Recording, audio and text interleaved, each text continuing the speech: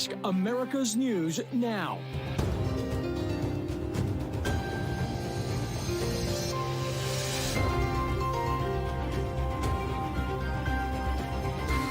The search for an escaped killer crosses state lines as the fugitive evades capture, sending many communities on high alert. President Biden's international travel schedule is up in the air as First Lady Jill Biden tests positive for COVID-19. The latest on the president's plans for the week. The president tested negative yesterday. He tested negative this morning, and he has no symptoms. He's feeling good.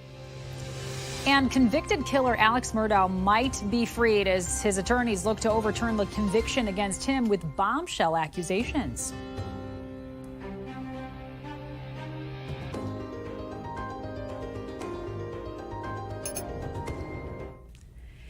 This is the National Desk, America's News Now. I'm Amira David. The manhunt for an escaped killer continues for the 6th day. Danilo Cavalcante remains on the loose in Pennsylvania. Police have said deadly force is now authorized to catch the fugitive. Meantime, authorities are expanding their search in the area after he slipped right through the police perimeter late last night. That pressure that we've been putting on him is working. We squeezed him hard enough over a period of a few days, and he was not able to get any relief and managed to find a place to get out. Obviously, I wish we would have been able to capture him without him getting through that perimeter, but it is also not shocking. It's dark. It's a large area. In the meantime, police have advised residents in Delaware to lock their doors as the search crosses state lines. In Pennsylvania, 2 school districts within 10 miles of the prison were closed today as a precaution. Cavalcante was convicted of murder in August for killing his former girlfriend in 2021. He's also wanted in a 2017 homicide case in Brazil. Well, summer is nearing its end, but more than 85 million Americans are still under heat alerts today. Parts of the South, Midwest, and Northeast are facing dangerous temperatures, shaded in orange right here on this map. Some places could see record temperatures. The Dallas-Fort Worth area is forecast to reach 105 degrees on Thursday, above the current record of 104 degrees in 2012. But that area and several others really should start to cool down this weekend, or possibly even a bit sooner. Some schools, meantime, they were closed today because of the heat. Multiple Detroit area schools canceled classes and others were dismissed early. Dozens of schools in Philadelphia are closing early today and tomorrow, and some Baltimore schools adjusting their schedules tomorrow because of the heat. And the world likely just had its hottest summer on record. According to the Copernicus Climate Change Service, the global average surface temperature for June through August was more than 1.1 degrees Fahrenheit above the average from 91 to 2020. This beats the previous record of the hottest summer set back in 2019 by more than half a degree Fahrenheit. Thousands of Burning Man attendees are still in the process of leaving after being stranded there. Severe flooding trapped drivers at the Counterculture Festival in northern Nevada over the weekend. Organizers told people to conserve water, food, and fuel. They were finally able to start leaving yesterday. This morning, organizers said there was about a 2 to 3 hour wait to get out. Frustrated flyers today. This afternoon, United Airlines issued a nationwide ground stop due to a system-wide technology issue that lasted under a half an hour. Shortly after 2 p.m., the hold was lifted. 211 flights were delayed during that time. Meanwhile, House Oversight Republicans are requesting a briefing and documents from Transportation Secretary Pete Buttigieg regarding the department's efforts to investigate and remediate aviation and rail safety failures across the country. The committee says DOT has not implemented more than 86 recommendations made by the Office of the Inspector General in the past 20 months, which is required by state law. Separately, the House Oversight Committee today issued 6 subpoenas to the Department of Homeland Security, claiming DHS and the Secret Service is complicit in a cover-up of their investigations into the Biden family. Chairman James Comer has repeatedly claimed then Vice President Joe Biden used his office and influence to enrich his family. It is an allegation he has not yet been able to prove. The impeachment trial in the Texas State Senate against Attorney General Ken Paxton underway right now. While holding office as Attorney General, Warren Kenneth Paxton violated the duties of his office by failing to act as public protector of charitable organizations as required by Chapter 123 Property Code. Senator Paxton, how do you plead? Attorney General Ken Paxton is innocent and therefore pleads not guilty. Texas state senators who are acting as the jury in this case will hear 16 articles of impeachment against Paxton. Most concern bribery, disregard of duty, corruption, and misappropriation of public resources. If any of the 16 articles is sustained, Paxton will be removed from office. Lieutenant Governor Dan Patrick, who's overseeing the trial, ruled Paxton cannot be compelled to testify. Meantime, all 19 co-defendants in the Fulton County election interference case have now waived their right to appear in court and have pleaded not guilty in advance of tomorrow's arraignment hearing. We don't know when these cases will head to trial. The October 23rd date is only set for former Trump attorney Kenneth Chesebro. At this time, Fulton County DA Fani Willis wants all 19 to be tried together. A judge is expected to rule soon on whether the case against Mark Meadows should be moved to a federal court. In another racketeering filing out of Georgia, 61 people have been indicted on RICO charges stemming from the Stop Cop City protests opposing the construction of a new police and firefighter training facility in the Atlanta area. Many of those indicted were already facing domestic terrorism charges in connection to the violent protests. Alex Murdaugh's conviction of the murder of his wife and son could be thrown out if allegations by his attorneys prove accurate. That the clerk of court would go in to the sanctity of the jury room before he testified and tell the jurors, don't be fooled by his testimony, watch out for his body language. And that is what the sworn testimony that we have filed in court today says. And if that is true, which we have every reason to believe that it is, and no reason to believe that it's not, there's no choice but the courts to grant a new trial. Murdaugh attorneys held a press conference outside of the appeals court and said they have sworn testimony by jurors of the case in March that attest to improper conduct by the clerk of the court. The South Carolina Court of Appeals has 10 days to respond to this motion to dismiss. If granted, Alex Murdaugh would be freed, but would be subject to another trial. A former Trump advisor went on trial today on 2 counts of contempt of Congress. Peter Navarro claims he refused to turn over documents and testify to the committee investigating January 6th because former President Trump told him not to. So he said he was protected by executive privilege. Prosecutors claim he has no such protection. If convicted, Navarro could face up to a year in jail and up to a $200,000 fine. We just learned that former Proud Boys leader Enrique Tarrio was sentenced to 22 years in prison for his role in the January 6th episode that happened on Capitol Hill. That's the longest sentence seen yet of hundreds of Capitol riot cases. For years, levels of corruption in Ukraine were higher than anywhere else in Europe. A years-long effort to root it out has been largely successful, but there are new indications it still exists, and it could provide ammunition to U.S. lawmakers who want to cut back or even cut off completely the aid the U.S. government provides to the country. The National Desk's Christine Frizzell reports. More than 18 months into a war they never asked for, Ukraine now forced to react to factors emerging off the battlefield.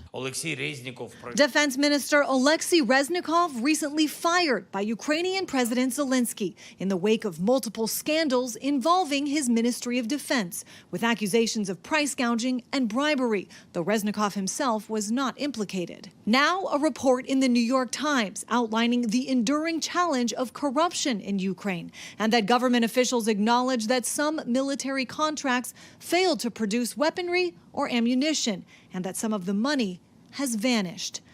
Details expected to add fuel to a slow-burning fire of criticism from some in Congress about aid amount and accountability. We've seen $113 billion, and yet the Defense Department came back in the last couple of months and said there's $6 billion that we feel like we've made an accounting error over. Stop sending our bullets to the Ukrainians. We need them right here at home. President Joe Biden already requesting an additional $40 billion to support Ukraine, as leaders admit slow progress, but progress nonetheless. We are moving forward. We liberated dozens of square kilometers of our land through minefields with no air coverage. Rooting out corruption was central to Volodymyr Zelensky's candidacy. Russia, meanwhile, now set to meet with North Korea's leader Kim Jong-un for the first time in 4 years. The topic believed to be a potential arms deal. We also know that the Russians and Chinese have invited North Korea to join a trilateral naval exercise coming up. And that deepening relationship comes alongside a new alarming warning. A retired Russian general, Alexander Vladimirov, said in an interview he believes the, quote, inevitable conclusion of the war will involve nuclear weapons. Amira? And Christine, how likely is it that President Biden will be able to get the additional aid he's requested to help Ukraine? Yeah, so today in a White House press briefing, National Security Advisor Jake Sullivan said that the meetings they've had on the matter have been substantive. The White House really has been making the case. This is not just about Ukraine. This is about the future of democracy and to prevent future invasions. Meanwhile, those who are opposed to the aid, they are trying to make the case that the U.S. should take care of our own country first. All right. Always keeping us informed. Christine Frizzell in D.C. for us. Thank you so much. And coming up, gassing up for higher prices, how a new agreement between Saudi Arabia and Russia could impact how much you pay at the pump. Then, with artificial intelligence rapidly advancing, the step that leading computer science experts are calling for to help get it under control. Plus, another big recall to be aware of, the food that could be contaminated with bone fragments, when we return in 90 seconds.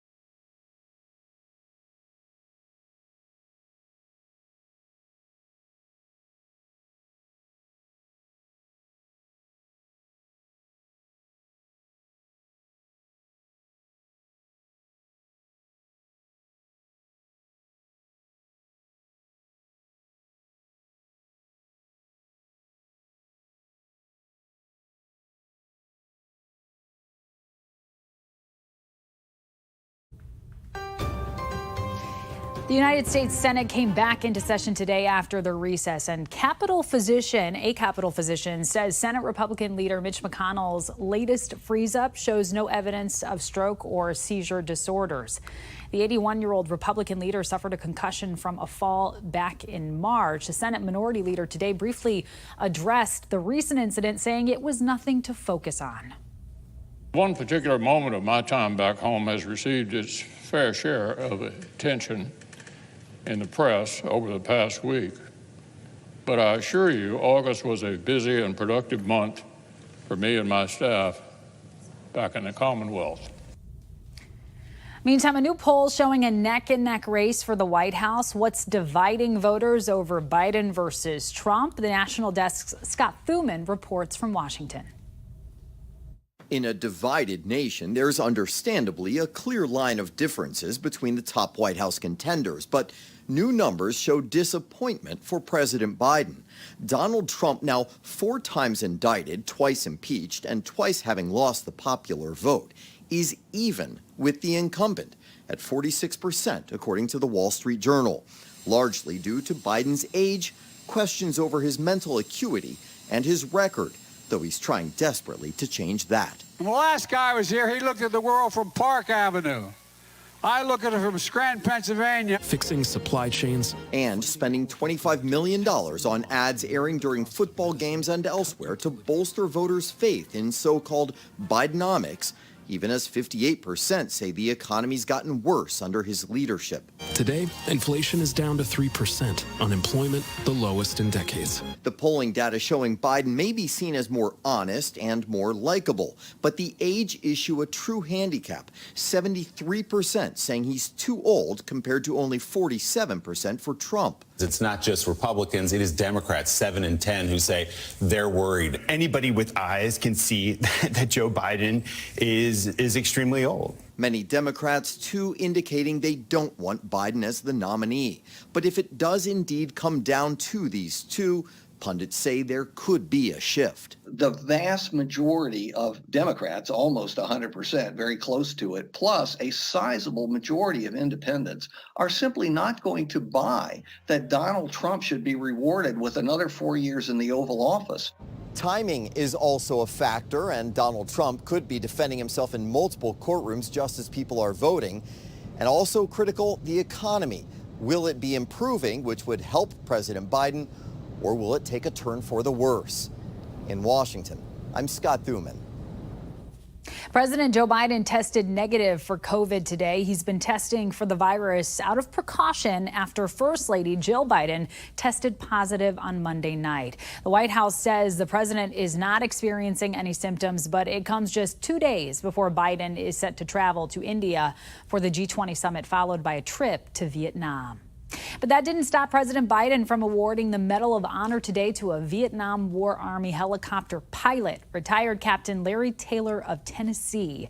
In 1968, Taylor flew his Cobra attack helicopter into enemy fire to rescue 4 members of a reconnaissance team before they were overrun. The Army said his actions had never before been attempted. When duty called, Larry did everything to answer. And because of that, he rewrote the fate of 4 families for generations to come. That's valor. That's valor. That's our nation at its very best. Drivers could start seeing higher gas prices again. Saudi Arabia and Russia now extending their oil production cuts through the end of the year. This cuts 1.3 million barrels of crude oil out of the global market and increases energy prices. Last year, President Biden warned Saudi Arabia of consequences for this type of action. For now, gas prices do hold steady. According to AAA, the average cost of a gallon of gas is now $3.81. That's the same as yesterday and just a penny lower than where we were a week ago. And here's a live look at Myrtle Beach. Rip current warnings for the East Coast have been issued today by the National Weather Service. From North Carolina to New York, beachgoers should be using extra caution when swimming in these waters. This comes as several deaths and hundreds of rescues have been reported in New York, New Jersey, Delaware, Maryland, and South Carolina over the last few days. The dangerous conditions are due to the remaining effects of Hurricanes Franklin and Idalia. Meanwhile, Tropical Storm Lee has officially formed in the Atlantic. Lee is forecast to become a major hurricane by this weekend. The warning currently has the storm blowing just north of Puerto Rico by Sunday. Not clear yet if it will threaten the continental U.S. The Department of Artificial Intelligence. How does that sound? Leading computer science experts now say a new U.S. agency called the Department of AI should be created to regulate the rapidly growing technology.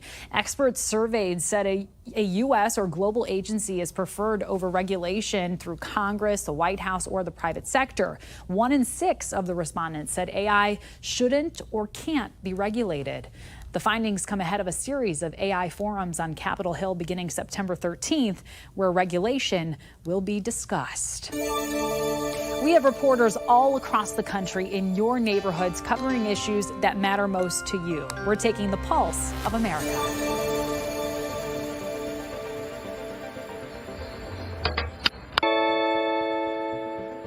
Somebody's dying out here. I need you to call the emergency room. And I heard my phone go off, a notification, somebody's on my doorbell. He's telling me somebody's getting ready to overdose and die. He stood here for a second, rang the doorbell, knocked on my door.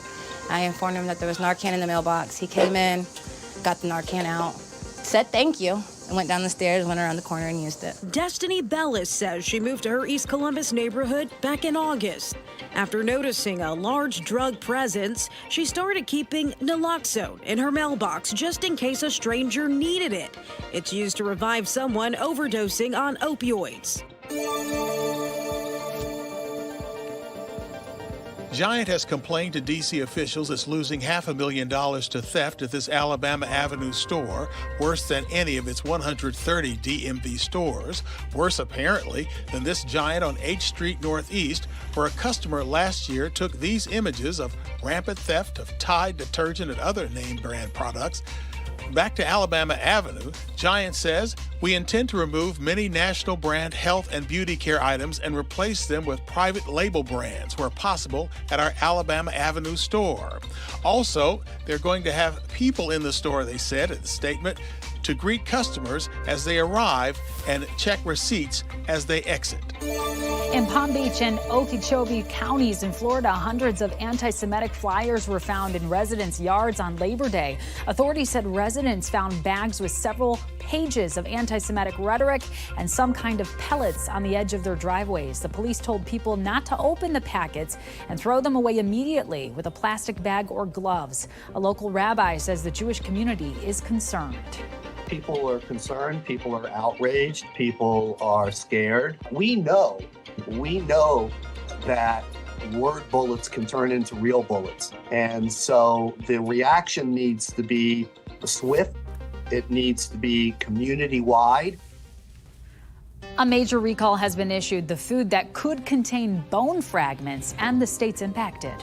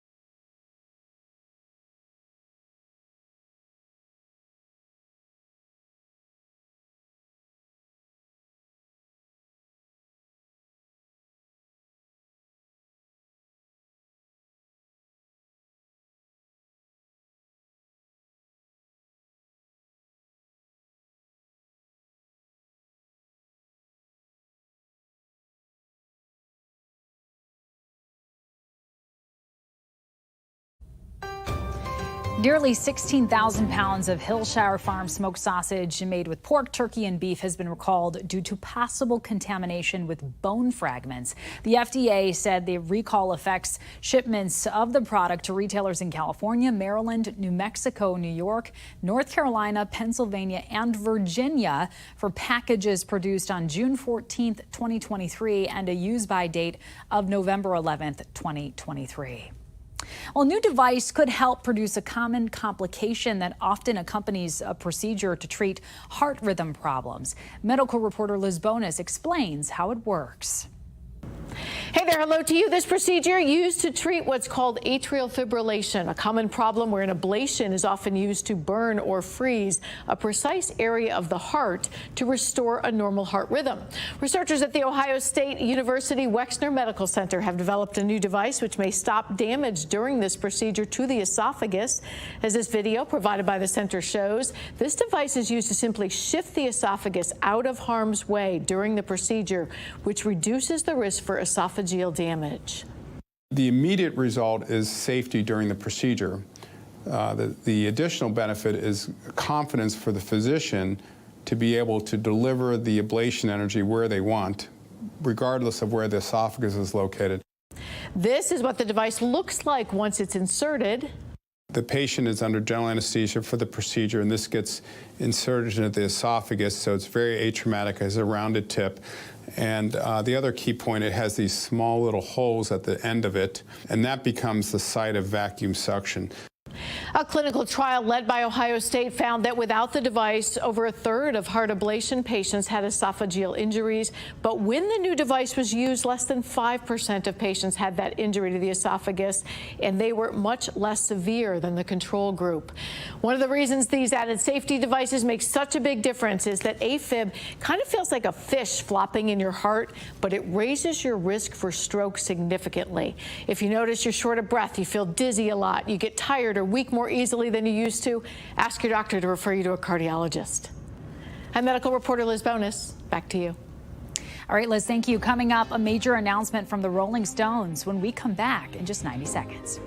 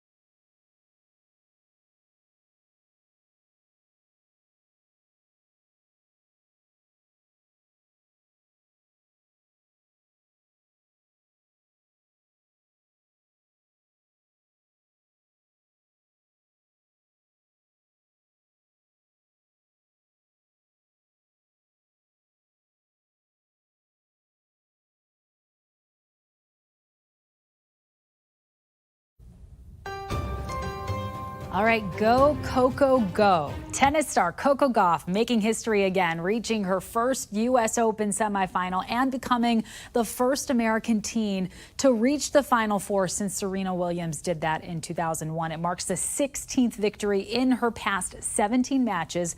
Not a bad scorecard there. And Gauff will play in the semifinals on Thursday. We'll be rooting her on.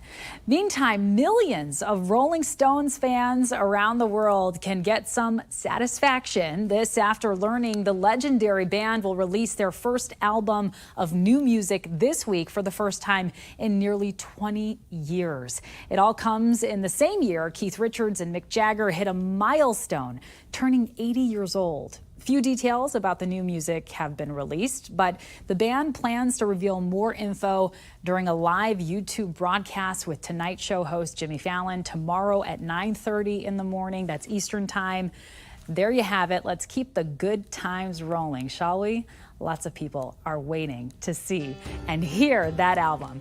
That does it for this edition of the National Desk. We invite you to join us again this evening for more coverage on America's top stories. Just check your local listings. I'm Amira David. Thanks for watching.